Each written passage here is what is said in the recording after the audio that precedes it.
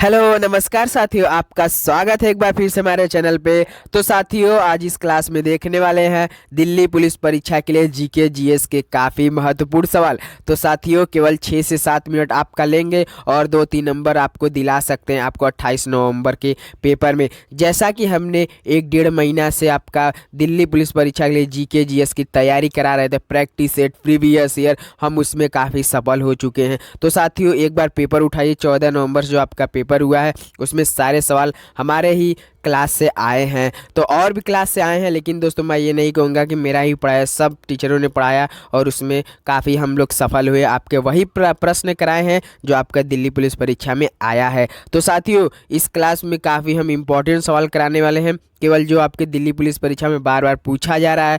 तो उम्मीद है ऐसा सवाल आपने को देखने को मिल सकता है 28 तारीख को। तो साथियों, शुरू से अंत तक जरूर बने रहिएगा, काफ़ी महत्वपूर्ण सवाल होने वाला है इस क्लास में। तो चलिए बिना टाइम वेस्ट के अपना पहला प्रश्न देखते हैं। देखिए, प्रश्न पहला है, भारत और पाकिस्तान के बीच की सीमा रेखा को कहा जाता है। तो साथियों, भारत और पाकिस्तान के बीच की सीमा रेखा को क्या कहा जाता है? रेड क्लिफ रेखा कहा जाता है। तो ऑप्शन सी बिल्कुल राइट ऑप्शन हो जाएगा। तो प्रश्न नंबर दूसरे बढ़ते हैं। राष्ट्रीय राजधानी क्षेत्र दिल्ली निम्न में से किस राज्य के साथ अपनी सीमा साझा करती है? तो साथियों, दिल्ली निम्न में से किस राज्य के साथ अपनी सीमा साझा करती है? ये हरियाणा के साथ करती है। तो ऑप्शन ए क्या हो जाएगा? बिल्कुल सही जवाब हो जाएगा। तो प्रश्न नंबर तीसरे बढ़ते हैं। प्रश्न तीसरा दिया है, भारतीय वन्य जीव संरक्षण अधिनियम को वर्ष में लागू किया गया था। तो साथियों, भारतीय वन्य जीव संरक्षण अधिनियम को किस वर्ष में लागू किया गया था? तो 1972 में किया गया था। तो ऑप्शन ए बिल्कुल राइट ऑप्शन हो जाएगा। तो चलिए प्रश्न नंबर 4 देखते हैं। प्रतिवर्ष हिंदी दिवस कब मनाया जाता है? तो साथियों, आपको बताना है प्रतिवर्ष हिंदी दिवस कब मनाया जाता है। अगर आप दिल्ली पुलिस के एस्पिरेंट होंगे तो इस जवाब का हमें आप क्या करें, इस सवाल का जवाब हमें कमेंट करेंगे। देखते हैं इस सवाल का जवाब हमें कौन कौन कमेंट करता है। तो चलिए दोस्तों, एक सवाल आपके लिए टेस्ट हो गया। अब प्रश्न नंबर 5 पे बढ़ते हैं। शंकर अंतर्राष्ट्रीय गुड़िया संग्रहालय कहाँ स्थित है? तो साथियों, शंकर अंतर्राष्ट्रीय गुड़िया संग्रहालय कहाँ पर स्थित है? आपके नई दिल्ली में है। तो ऑप्शन ए क्या हो जाएगा? बिल्कुल राइट ऑप्शन हो जाएगा। तो प्रश्न नंबर 6 देखते हैं। किस सभा का अध्यक्ष उसका सदस्य नहीं होता है? तो साथियों, किस सभा का अध्यक्ष उसका सदस्य नहीं होता है? तो राज्यसभा का नहीं होता है। तो ऑप्शन ए क्या हो जाएगा? बिल्कुल राइट ऑप्शन हो जाएगा। तो प्रश्न नंबर 7 देखते हैं।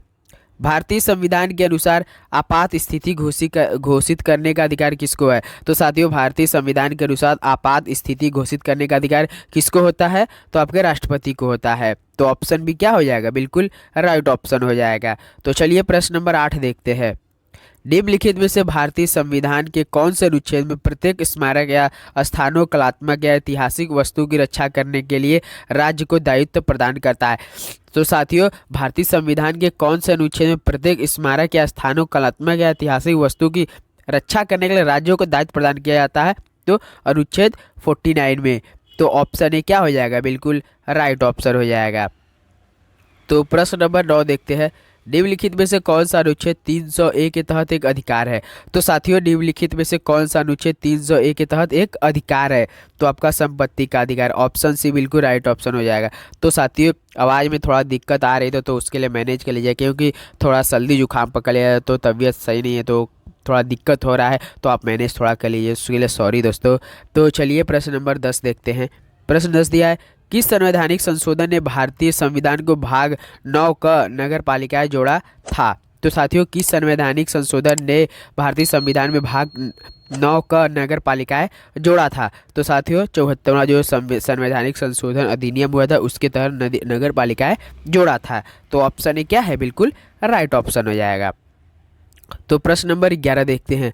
निम्नलिखित में से किसने 1945 में आज़ाद हिंद फौज की ओर से लाल किले के मुकदमे में पैरवी कर रहे वकीलों की अध्यक्षता की थी?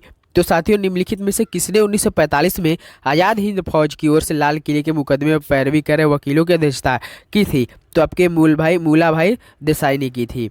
तो ऑप्शन ए क्या हो जाएगा? बिल्कुल राइट ऑप्शन हो जाएगा। तो प्रश्न नंबर 12 देखते हैं। किस नेता ने हमें सीआर सूत्र दिया? तो साथियों, किस नेता ने हमें सीआर सूत्र दिया था? तो सी राजगोपालचारी ने दिया था। तो ऑप्शन सी क्या हो जाएगा? बिल्कुल राइट ऑप्शन हो जाएगा। तो प्रश्न नंबर 13 देखते हैं। प्रथम महायुद्ध के दौरान कहाँ पर भारत की एक अंतरिम सरकार बनी थी जिसके प्रेसिडेंट राजा महेंद्र प्रताप थे? तो साथियों प्रथम महायुद्ध के दौरान कहाँ पर भारत की एक अंतिम सरकार बनी थी जिसके प्रेसिडेंट राजा महेंद्र प्रताप थे? तो साथियों अफगानिस्तान में। तो ऑप्शन ए क्या हो जाएगा? बिल्कुल राइट ऑप्शन हो जाएगा। तो प्रश्न नंबर 14 देखते हैं। 1793 जमींदारी प्रणाली किसके द्वारा शुरू की गई थी? तो साथियों 1793 जमींदारी प्रणाली किसके द्वारा शुरू की गई थी? तो आपके शुरू हुए थे कॉर्नवालिस के द्वारा। तो ऑप्शन भी बिल्कुल सही जवाब हो जाएगा। तो प्रश्न नंबर 15 देखते हैं। त्रिपिटक की पवित्र पुस्तकें हैं। तो साथियों त्रिपिटक की पवित्र पुस्तकें किसकी है? तो आपके बौद्ध धर्म की है। तो ऑप्शन सी क्या हो जाएगा? बिल्कुल राइट ऑप्शन हो जाएगा। तो प्रश्न नंबर 16 देखते हैं। निम्न में से किसने 1877 ईस्वी में अशोक के शिलालेखों का एक सेट प्रकाशित किया था? तो साथियों निम्न में से किसने 1877 ईस्वी में अशोक के शिलालेखों का एक सेट प्रकाशित किया था? तो आपके अलेक्जेंडर कनिंगम ने किया था। तो ऑप्शन सी बिल्कुल राइट ऑप्शन है। तो प्रश्न नंबर 17 बढ़ते हैं। हुमायूंनामा की रचना किसने की थी? तो साथियों हुमायूंनामा की रचना किसने की थी? तो आपके गुलबदन बेगम ने की थी। तो ऑप्शन सी बिल्कुल राइट ऑप्शन हो जाएगा। तो प्रश्न नंबर 18 देखते हैं। पानीपत के तीसरे युद्ध में निम्न में से किसने मराठों को हराया था? तो साथियों जब पानीपत के तीसरे युद्ध हुआ था उस समय मराठों को किसने हराया था? तो आपके अफगानों ने हराया था। तो ऑप्शन ए बिल्कुल राइट ऑप्शन हो जाएगा। तो प्रश्न नंबर 19 देखते हैं। हीराकुंड बांध किस राज्य में स्थित है? तो साथियों हीराकुंड बांध किस राज्य में स्थित है? आपके उड़ीसा में स्थित है। तो ऑप्शन सी बिल्कुल सही जवाब हो जाएगा। तो प्रश्न नंबर 20 देखिए। स्वदेशी आंदोलन का संबंध किससे है? तो साथियों स्वदेशी आंदोलन का संबंध किससे है? आपके जब 1905 में बंगाल के विभाजन हुआ तो उस समय का संबंध है स्वदेशी आंदोलन। तो ऑप्शन भी बिल्कुल राइट ऑप्शन हो जाएगा। तो साथियों हमने 1 से लेकर 20 तक सारे सवाल कराए, वही सवाल कराए जो आपके दिल्ली पुलिस परीक्षा में आ सकता है। ऐसे सवाल आपको देखने को मिल रहा है आपके पेपर में। तो साथियों नए चैनल पर अगर नए चैनल पर जुड़े हैं तो प्लीज़ सब्सक्राइब जरूर कीजिएगा। इससे आपके हर एग्जाम के लिए काफ़ी अच्छे प्रैक्टिस सेट तैयारी किया जाता है, आपको ही फायदा होने वाला है। चैनल को प्लीज़ एक बार लाइक और सब्सक्राइब जरूर, आपके लिए काफ़ी मेहनत हो रहा है। तो साथियों चलिए आज के लिए बस इतना ही, मिलते हैं अगले वीडियो में। तब तक के लिए दोस्तों जय हिंद जय भारत।